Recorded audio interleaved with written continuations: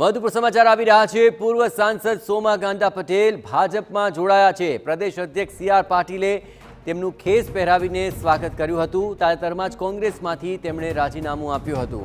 તો શક્યતાઓ અનેક હતી અને એ તબક્કે સોમા ગાંડા પટેલ ભાજપમાં જોડાઈ ગયા હોવાની વિગતો મળી રહી છે અને પ્રદેશ ભાજપ અધ્યક્ષ સી.આર. પાટીલની હાજરીમાં જ તેઓ ભાજપમાં જોડાયા। સી.આર. પાટીલે તેમને ભાજપનો ખેસ પહેરાવીને ભાજપમાં સ્વાગત કર્યું હતું। વધુ વિગતે વાત કરવા જોડાઈ રહ્યા છે ટીવી 9 સંવાદદાતા રોનક। શું વધુ વિગતો?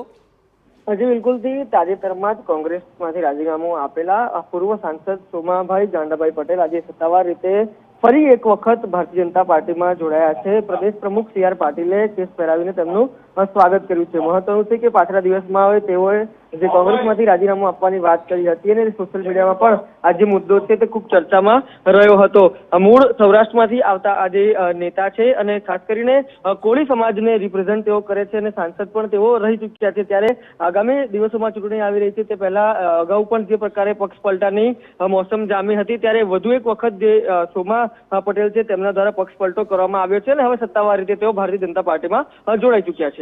આભાર રોનક। તમામ ગતિવિધિઓ પર આપ નજર રાખતા રહેજો।